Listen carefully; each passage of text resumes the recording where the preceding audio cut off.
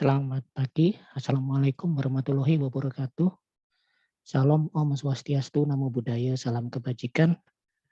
Baik, pada kesempatan kali ini saya akan mempresentasikan eh, penelitian saya yang kami kerjakan eh, bersama dengan dua orang yang lain.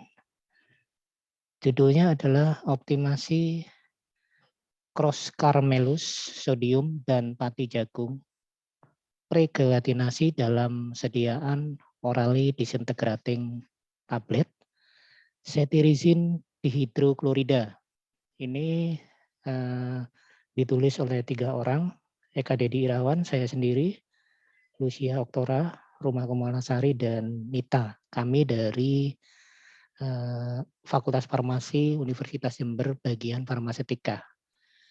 Baik, saya akan jelaskan secara garis besar ya. Jadi latar belakangnya adalah ini adanya tablet cetirizine sebagai anti alergi. Dia memiliki onset yang cepat, durasi yang lama, dan efek mengantuk yang rendah. Sehingga dia banyak dipakai sebagai anti alergi. Cuman tablet cetirizine ini ada kesulitan menelan ya untuk beberapa pasien yang memang ada ada kelemahan tertentu, sehingga muncul ide untuk dibuat ODT. ODT adalah orally disintegrating tablet ya, dengan di situ kita mengoptimalkan super disintegran. Nah, kemudian kita combine itu ya, yang kita lakukan di situ optimasi super disintegrannya dan pengikatnya, sehingga nanti kita menemukan formula ODT cetirizine dihidroklorida yang optimum, sehingga nanti cetirizine ini juga bisa digunakan untuk pasien atau penderita yang mengalami kesulitan menelan, karena dengan adanya ODT maka dia cukup di apa ditaruh di dalam mulut, maka dia akan secara cepat dia akan terdisintegrasi, kemudian dia akan mencapai outsetnya. Nah, super disintegran yang kita gunakan di sini adalah cross carmelus sodium sebagai super disintegran ya, sehingga nanti dia bisa menjadi UDT ya. Jadi secara oral dia langsung terdisintegrasi, kemudian juga dalam formulasinya kita juga menambahkan pengikat. Dalam hal ini adalah pati jagung yang terpregelatinasi. Ya, jadi garis besar seperti itu ya tujuannya, sehingga nanti dalam penelitian ini kita melakukan metode optimasi dengan menggunakan desain faktorial, kemudian nanti kita lihat level ataupun aras yang optimum dari faktor yang kita optimasi. Dalam hal ini adalah cross carmelus dan pati jagung terpregelatinasi. Sehingga hasil akhirnya nanti formula UDT yang optimum. Nah, kemudian ini tinjauan pustakanya ya, saya kira saya skip karena tidak terlalu penting nanti artinya ya, mungkin yang saya. Nah, ini nanti formulanya kita membuat 4 formula di sini. Masing-masing kita buat sebanyak 300 tablet untuk penelitian, untuk keperluan penelitian. Kemudian nanti kita buat sesuai dengan desain faktorial ya. Jadi ada F1, FA, FB, dan FAB. Yang masing-masing yang kita optimasi faktornya adalah di cross carmelus dan pati jagung terpregelatinasi. Untuk aras rendahnya cross carmelus itu 0,004, kemudian aras tingginya adalah 0,014.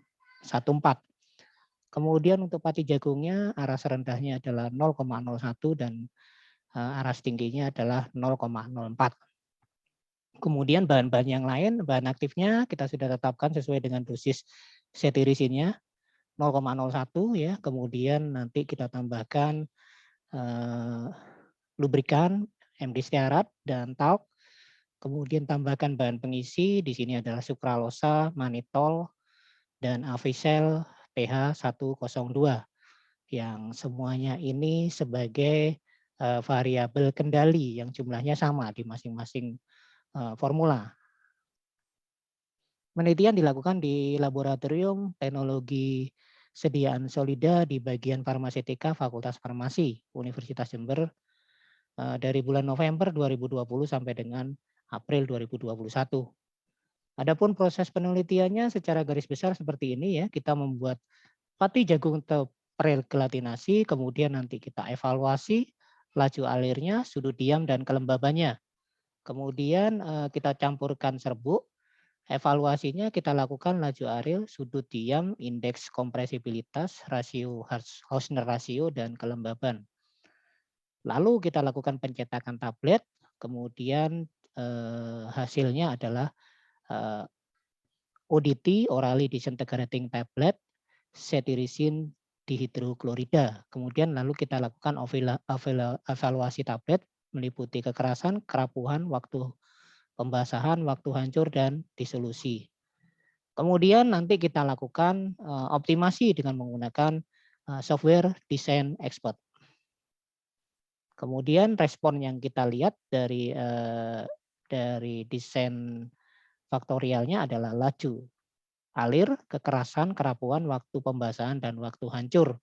Kenapa itu? Karena yang penting di sini memang adalah waktu hancur dan waktu pembasahan, juga yang lainnya laju alir, kekerasan, dan kerapuhan adalah merupakan karakteristik fisik yang juga nanti berkaitan dengan ODT-nya. Kemudian daripada hasilnya kita mendapatkan seperti ini ya hasilnya ya, laju alirnya 19,07 gram per detik, sudut diamnya 24,72 dan kelembabannya 3,10. Kemudian ini adalah gambaran pati jagung yang alami dan yang terpregel itu seperti apa bedanya. Jadi kita lakukan pati jagung itu kan kita lakukan proses gelatinasi, kemudian sebelum dia mengalami gelatinasi, pati jagungnya tadi kita buat, kita sintesis. Nah, seperti itu ya, dan kalian bisa kita bisa lihat di sini gambaran yang kita dapatkan. Nah, ini tujuannya untuk memperbaiki sifat alir ya.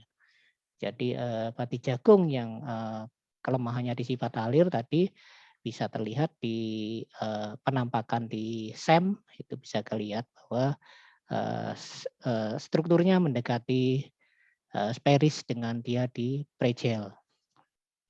Kemudian hasil evaluasi dari respon yang sudah kita tetapkan tadi, masing-masing formula datanya sebagai berikut. Ya, datanya sebagai berikut yang bisa kita baca sendiri ya, kesimpulannya di situ indeks kadar lembab, laju alir, sudut diam, dan rasio Hausner rasio yang masing-masing itu menunjukkan laju alir, kemudian kompresibilitasnya itu semua rata-rata memenuhi syarat. Nah, kemudian kekerasan, kerapuhan, nah ini yang penting kekerasan dan kekerasannya ya, kemudian kerapuhan, kemudian waktu pembasahan karena terkait dengan tablet ODT-nya itu sendiri, tablet yang hancur secara cepat. Ya.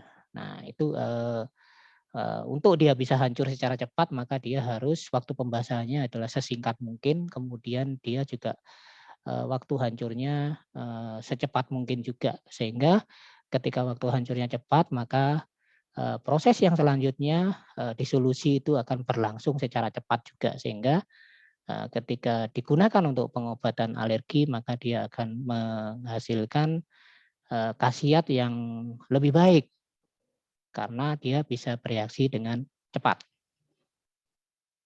Nah, ini adalah data-data yang kita lakukan dengan menggunakan desain expert. Bisa kita lihat di situ F1 sampai dengan FAB rata-rata laju alirnya memenuhi standarnya. Nah, kemudian kita lakukan uji statistik di situ dan relatively antara perbedaan antara formula yang satu dengan yang lain eh, bisa kita lihat di situ berbeda signifikan dan ada beberapa yang tidak berbeda signifikan. Nah, kemudian efek nilai efek ya, efek yang bisa kita lihat di situ ini adalah untuk menunjukkan interaksi dari faktor-faktor yang kita optimasi. Di situ menunjukkan bahwa faktor pati jagung terprekil itu memberikan efek faktor positif 1,5 yang artinya pati jagungnya ini akan meningkatkan dari respon yang kita lihat ya. Kemudian cross carmelus itu efeknya negatif. Jadi ini adalah menurunkan respon yang kita lihat tadi sudah saya jelaskan responnya dan ketika dia berinteraksi responnya juga negatif artinya menurunkan. Nah, ini terhadap laju alir ya. Artinya laju alir itu meningkat ketika dipengaruhi oleh tiga faktor ini. Ketika berinteraksi laju alirnya menurun. Jadi ketika interaksi antara pati jagung dan cross carmelus itu eh, menunjukkan interaksi yang negatif tetapi tidak terlalu tinggi. Nah, ini kalau kita lihat di counterplot, nah bisa seperti ini datanya ya, counterplot yang 2 dimensi dan 3 dimensi seperti itu. Itu kita bisa lihat gambarannya secara garis besar seperti itu. Kemudian kita lihat di yang uji kekerasan memenuhi ya prinsipnya. Kemudian ini kalau yang di efek kekerasan bisa kita lihat pati jagung itu memberikan efek meningkatkan kekerasan, tapi kalau cross harmelus itu mengurangi ya dan interaksinya mengurangi juga tapi tidak terlalu besar untuk mengurangi kekerasannya. Kemudian kalau kita lihat counterplotnya juga sama seperti ini counterplotnya. Bisa kita lihat nanti kalau ada pertanyaan bisa ditanyakan. Saya tidak mungkin menjelaskan satu persatu mengingat waktunya yang terbatas. Kemudian kalau di kerapuhan juga sama seperti ini kerapuhannya prinsipnya sih masih sebagian besar masih memenuhi persyaratan kerapuhan walaupun ada yang tidak memenuhi tapi tidak terlalu tidak rata-rata memenuhi ya rata-rata memenuhi sehingga pati jagung dan Chorus carmelus bisa kita pakai dari persyaratan kerapuhannya. Kemudian kalau efek faktornya sama, pati jagung mengurangi, Chorus carmelus meningkatkan. Kalau diinteraksi maka akan meningkatkan, tapi jumlahnya yang tidak terlalu besar peningkatannya. Nah, kemudian kalau di di desain expert bisa kita lihat seperti itu. Nah, ini hasil uji ANOVA-nya. Untuk waktu pembahasan itu juga penting dan di situ ternyata F1 waktu pembahasannya paling singkat. Nah, ini untuk F1 itu level rendah semua untuk pati jagung dan cross caramelusnya. Nah, kemudian efeknya terhadap pembahasan bisa kita lihat ternyata yang berpengaruh signifikan adalah justru pati jagungnya dan kalau cross caramelusnya berpengaruh untuk menurunkan dan interaksinya juga sama menurunkan separuhnya dari efek peningkatan dari pati jagungnya. Nah, kalau kita lihat di sini counterplotnya bisa, nah waktu hancur juga sama, waktu hancur yang paling rendah adalah justru yang di formula B. Formula B ini yang faktor cross carmelusnya yang tinggi, sedangkan pati jagungnya yang level rendah arasnya ya. Nah, ini bisa kita lihat. Nah, di situ kalau kita lihat efeknya pati jagung terpergel itu efeknya positif, kalau cross Carmelusnya negatif dan interaksinya negatif. Nah, sehingga kita peneliti menetapkan untuk overlay counterplotnya sebagai berikut ya. Importannya semuanya kita buat sama ya. Importannya plus 3 semua. Kemudian kriterianya kita buat maximize untuk yang laju alir, kekerasan in range, kerapuan minimize, waktu pembasahan minimize, dan waktu hancur minimize. Dan kita tetapkan di situ nilainya 11 sampai 15 gram per detik, kekerasan 3 sampai 5, kerapuan 0,1 sampai dengan 1% ya. Jadi kalau ada yang lebih sedikit maka tidak masuk kriteria. Kemudian waktu pembasahan 10 sampai dengan 150 detik ini karena ODT-nya itu tadi ya. Kita kan berharap ODT-nya itu kan cepat bereaksi. Kemudian waktu hancur juga sama karena ODT-nya 1 sampai 30 detik, lebih dari 30 detik tidak memenuhi kriteria sebagai ODT. Dan kita bisa lihat overlay counterplot-nya, area optimumnya adalah yang berwarna kuning ini. Nah, kemudian itu data-datanya, sehingga solusi yang ditawarkan oleh software adalah yang di bold ini ya. Jadi solusi formula optimumnya adalah di faktor pati jagung prekel 20 mg dan cross Carmelusnya di 5,63 yang menghasilkan respon yang memenuhi syarat optimum yang ditetapkan oleh peneliti berdasarkan data yang ini tadi. Nah, kesimpulannya jadi seperti ini. Kesimpulannya cross Carmelus sodium itu menurunkan laju alir, sedangkan pati jagung terpregelatinasi itu meningkatkan laju alir. Kemudian kalau kita lihat di situ cross Carmelus pengaruhnya masing-masing ya berdasarkan responnya. Cross Carmelus menurunkan kekerasan, meningkatkan kerapuan, menurunkan waktu pembasahan, dan menurunkan waktu hancur. Pati jagung terpregelatinasi meningkatkan kekerasan, menurunkan kerapuan, meningkatkan waktu pembasahan, dan meningkatkan waktu hancur. Kemudian interaksinya adalah interaksi dari kedua faktor ini menurunkan kekerasan, meningkatkan waktu hancur, menurunkan waktu pembasahan, dan menurunkan waktu hancur. Sehingga secara keseluruhan formula optimum tadi berdasarkan overlay counterplot-nya yang seperti yang sudah saya jelaskan tadi, datanya yang sudah tertayang tadi ya, kesimpulannya adalah formula optimumnya pada pregelatinasi pati jagung terpregelatinasi 20 mg, cross Carmelusnya 5,633 menghasilkan respon yang laju alir 13,4, kemudian kekerasan 4,7, kerapuan 0,78, waktu pembasahan 70,4 detik, dan waktu hancurnya 19,5 detik. Seperti itu yang bisa saya sampaikan. Terima kasih atas perhatian dan dari audiens. Jika ada pertanyaan nanti bisa ditanyakan pada saya melalui email yang tertera ataupun bisa ditanyakan pada kesempatan ini jika waktu memungkinkan. Terima kasih.